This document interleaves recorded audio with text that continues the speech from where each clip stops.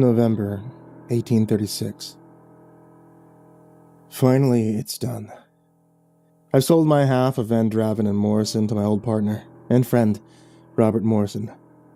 He's now the proud owner of 20 of the finest clipper ships to ever sail from Southampton. May they serve him well in his future endeavors. As for myself, I am content. My new wife is young, beautiful, and the daughter of a wealthy planter well established in the Jamaicas.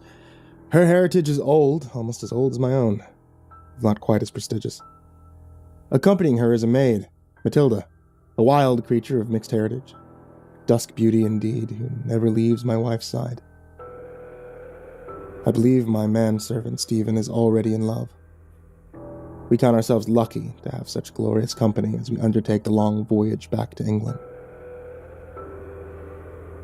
December 1836. The new house is a marvel. Sat atop a rearing cliff, it overlooks the dark waves of the Atlantic and the picturesque village of Mavagazzi, which sits nestled on the southern coast of windswept Cornwall. On our arrival, we were greeted by Jonathan Wills, builder and architect, who I had, at some expense, commissioned to build the house. After some pleasant trivialities, he took me gently to one side and explained to me some of the extra cost I had incurred during my long absence.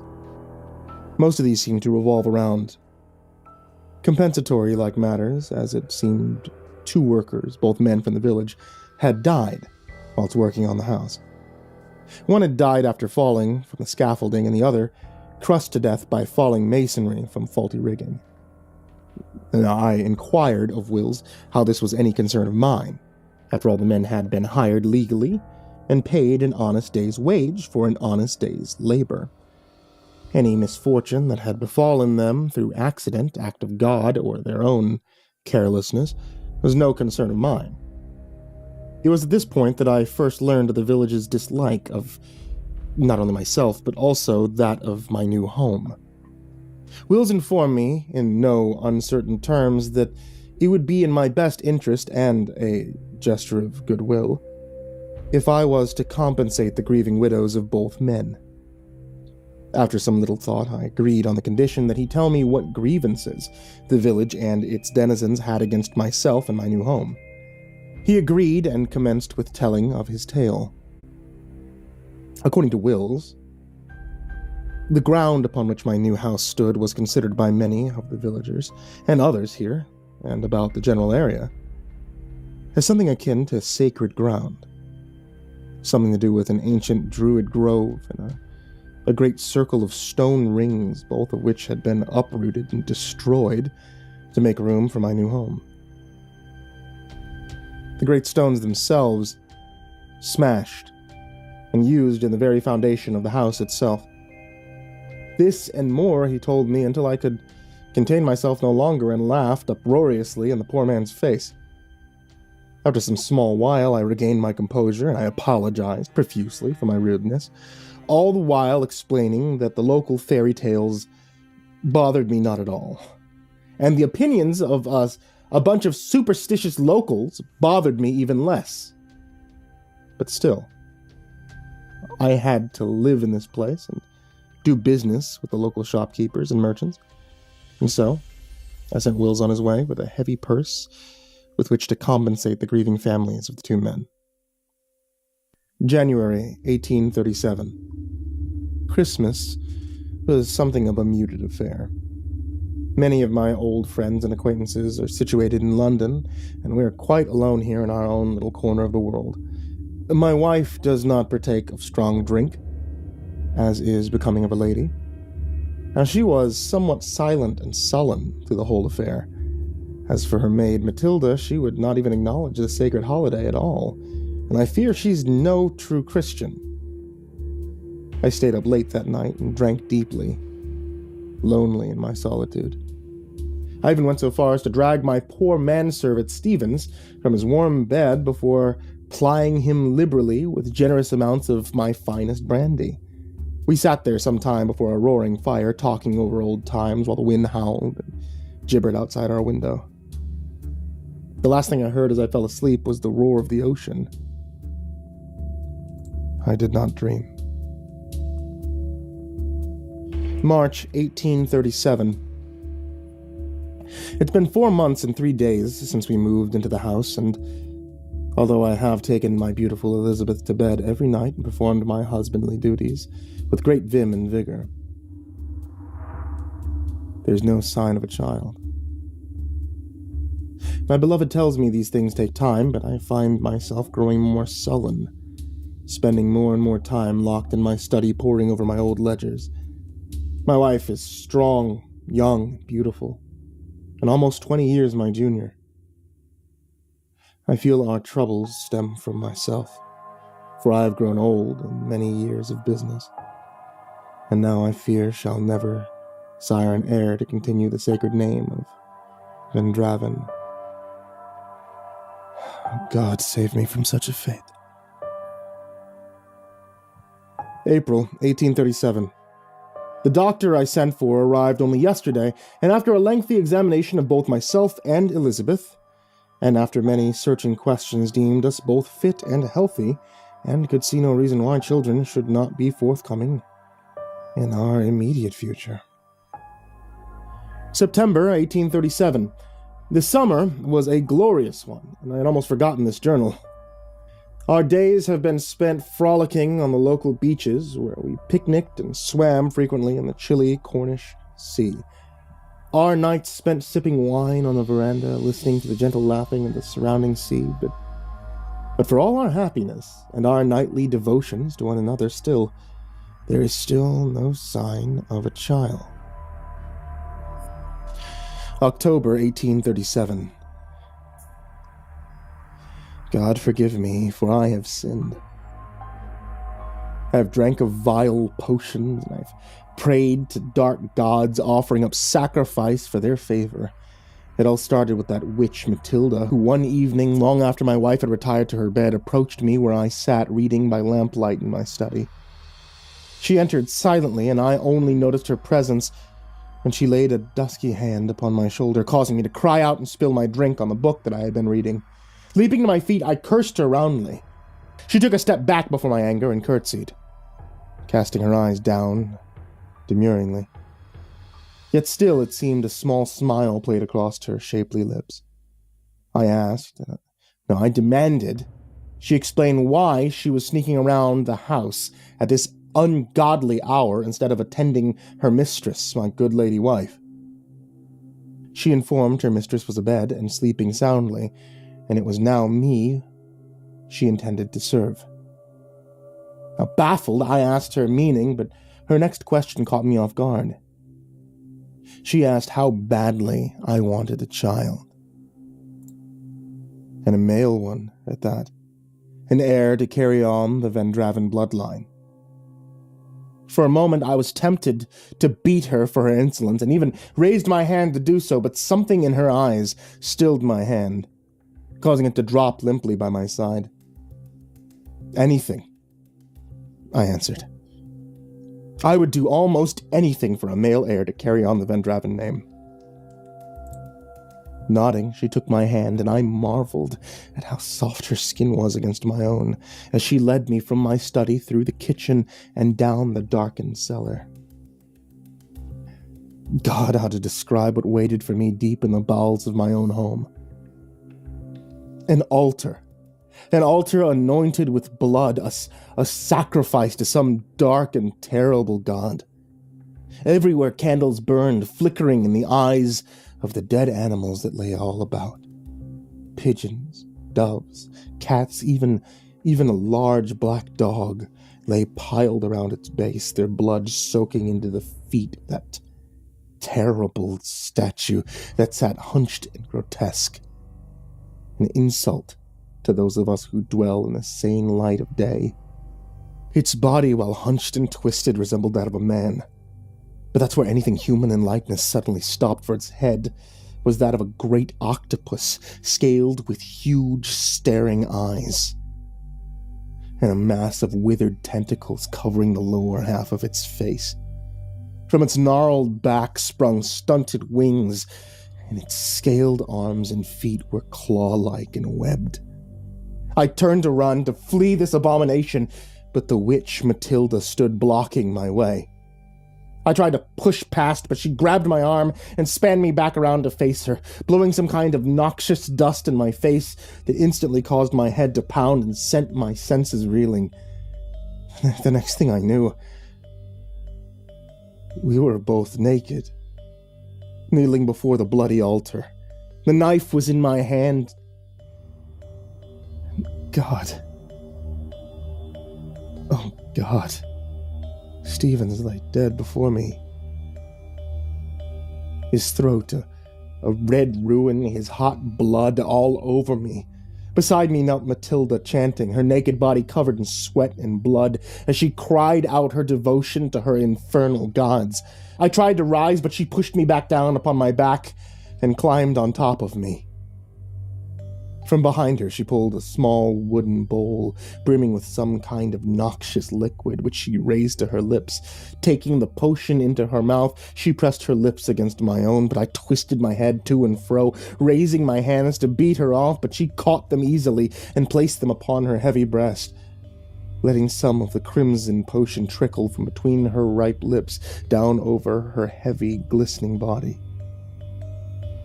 In a moment, her lips crushed against mine, spilling the vile poison down my throat. The rest of the night was filled with blurred images as we fornicated amongst the dead, like wild animals biting and tearing at each other, and I, filled with all the vigor of my youth. Until at last I collapsed exhausted, only to awake the very next day battered and bruised in my own bed. So exhausted I was, barely able to move. I called out, and my cry was instantly heeded as a smiling Elizabeth entered the room, carrying a tray as if she had been waiting just outside the door. She asked me how I was feeling as she placed the tray across my lap and told me how they had found me sweating and delirious upon my study floor in the grip of some strange fever. I tried to speak to tell her of the horror, but I only managed a single word. Stevens. Smiling, she patted my hand. Her next words turned my blood cold. Sick, she lied, smiling all the while. Down with the same fever as your own, my love. But don't worry, she said, beginning to spoon-feed me a strange-tasting broth. It will all be over soon. November 1837. Days have passed, maybe even weeks. I am a prisoner laying here in this filthy bed, drugged and alone, only this journal to bear witness to my plight. The witch Matilda came to visit me yesterday, her belly already round and swollen. She took my hand and placed it on her stomach. What a fine son I will have, she grinned. A fine boy who will have a fine name and a fine fortune. A vessel for my master. For now his time has come round once again, and he will walk abroad once more in the land of men. And they will tremble at his coming, for the sleeper has awoken Lucas Vendraven. She stroked my brow almost affectionately. And he will be of one father and two mothers, as it is written in the dark pages of time. I could do nothing but lay there and listen to her ramblings, as she spoon-fed me the intoxicating broth down my throat, her soft chanting lulling me into a drug-fueled sleep. I awoke sometime later in the dark. Perhaps only hours had passed, or even days. It's so hard to keep track of time in this place. The last face I remembered seeing was that of my once beloved Elizabeth, who sat silently by my side, spooning scalding broth between my lips, sometimes to smile at whatever little pain she could cause me. "How glad I will be when you are dead," she said, ramming the spoon down my throat until I started to gag and choke. "All those nights with your shriveled old body, sweating on me, grunting. How I shuddered at your touch, and still, you couldn't give me a child. Now Matilda has the honor of bringing our master into this world, but he is strong I will need 2 mothers, and I will feel his sacred touch. Feel him growing inside of me, and after, when he is born into this world, I will come for you, Marcus Van Draven." She raised and threw back the scalding covers from my wasted body. She poured the remainder of the scalding broth onto my lap and laughed down at me, where I withered in agony before mercifully passing out. Later, I felt a cold hand pressed against my throat as I swam up through the darkness. "He is alive," the voice of Matilda chimed. "You gave him too large a dose is all. That and the pain you have inflicted upon him." "Why do we bother?" Elizabeth replied. "Let's just kill him and have done with it." "Be silent, you fool," Matilda snapped. "We still may have need for him. Should the ceremony go wrong, we will have to start the whole process all over again." "Starting again." Elizabeth's voice sounded worried. "As he is now, he can barely move, let alone give you another vessel for the master." Matilda laughed a throaty chuckle. "I have potions that can rouse a dead man's passions. Have no fear of that. If all goes well tomorrow night, we shall have no more use for him, and you can kill him yourself. But until that time, leave him alone. No more of your little games." "You promise?" she asked, their voices moving away. "That I can kill him?" Faded now as they closed the door gently behind them. I knew then that I must find a way to stop them. Not only for myself, but also to prevent whatever evil they intended to bring into this world. God, I pray, give me strength. This will be my last entry in this journal. I awoke this very night to the roar of thunder and the flash of lightning outside my window. Seemed I'd slept the entire day away, uninterrupted, and I felt somewhat better for that. Faded was the leaden feel in my limbs, and my mind felt clear and sharp for the first time in many days. It seemed Elizabeth had heeded the witch Matilda's words and had left me alone, or perhaps they were busy with whatever evil they were planning, and they'd forgotten about me. Either way, my prayers had been answered, and I felt stronger than I had in days. Now free from the effects of whatever terrible drug they had been feeding me. Rousing myself, I sat up, wincing at the stiffness in my limbs as I slowly rose to my feet, leaning against the bedpost as a wave of dizziness assaulted my senses. After a few deep breaths, the room stopped its spinning and I was able to gather my senses about me once again. Staggering over to my dresser, I quickly dressed before heading to the door. My hand had just started to turn the handle when the chanting started, and suddenly the air felt charged with electricity, making it hard to breathe, causing my scalp to tighten and the skin of my arm to crawl with great knots of goose flesh. For a moment I considered running, leaving this place for the damn forever. But I could not. Whatever evil was afoot, I had played my part in it. For was it not my very essence that was being used, manipulated to bring something unspeakable into the world?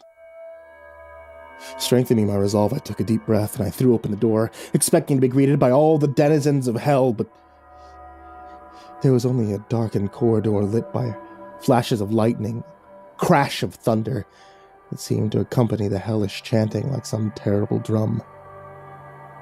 The air felt thick and heavy as I continued on down the hall, past the library and drawing room, till at last I stopped outside my wife's dressing room and, with trembling hands, threw open the door. They were both there, lying upon the floor, facing each other, completely naked, their legs splayed wide open, their ankles entwined. The room was lit by hundreds of candles, and there was blood everywhere. It lay in puddles upon the hardwood floor and ran in rivulets down the walls. Even the ceiling dripped with a crimson rain, splashing and hissing against the burning candles, splattering and showering the 2 chanting women. I watched on in horror as Matilda's ripe stomach started to heave and twist, She had time to let out a single ear-piercing shriek before her stomach suddenly exploded, bathing Elizabeth's lower half in blood and gore as the creature inside her clawed and heaved its way out. I let out a wail of despair as the creature more fully emerged, for I had seen this thing before, carved in stone deep in the bowels of my own home. For this was Matilda's dark god brought to life by our terrible union. At the sound of my cry, Elizabeth noticed my presence for the first time, raised her blood-covered face and hissed at me, her eyes filled with hatred as if daring me to come closer. Now the creature was free and slowly crawling towards her waiting flesh. A laborious umbilical cord trailing behind it, eager to be in its new host, hidden away from the world where it could continue to grow and consolidate its power. Quickly, I looked for something, anything I could use as a weapon. My eyes fell upon a basket full of knitting. With a cry of triumph, I leapt forward and snatched up 2 slender wooden needles and ran across the room, but it was too late. It was too late. The creature was gone, hidden away, buried deep inside of my once beloved Elizabeth. Only the trailing umbilical cord remained. Steeling myself, I made a grab for it, snatching it up. At once my skin began to burn and blistered where the thing twisted and writhed in my hand. With a cry of fear and outrage, I heaved with all of my might, aborting the hateful thing back into the world. I did not stop or even think, but thrust the wooden needles down, driving them deep through the creature's strange flesh, pinning it in place. It let out a scream, a screech that only the true damned could ever muster, shriveling my poor, shrunken soul, reverberating through the halls of my mind. And then it lay still, the glow fading from its glaring yellow eyes once again. Cheated, banished back to whatever strange hell it had come from. Now Elizabeth was climbing to her feet. "The master!" she cried. "Oh, Lucas, what have you done to our son?" But I let her say no more. Grabbing her by the hair, I reached down and yanked the needles from our now-dead abomination and thrust them upward, under her chin, into the soft flesh of her throat. Her eyes widened, and she staggered back, gurgling and tugging at them, widening the wound till blood poured like a river down her body, mixing with the already blood-soaked floor, causing her to slip and fall, sending her crashing into a nearby dressmaker's dummy, which she clung to, trying to find her balance, but it was too late. Her legs gave way, and she dragged the thing down on top of her, pinning her beneath. As she convulsed and writhed, reaching out towards me, her fingers clutching, pleading, begging, but I turned my face from her. When I looked back, it was finally over. And so it's ended, and only I remain. I've written all through the long night. At last the sun rises, driving back the darkness. But it can never drive away the darkness within the stain upon my soul. I shall go to the cliff's edge now. I shall take my only son and heir with me. Together we shall travel through the dark waters. May God have mercy on our souls.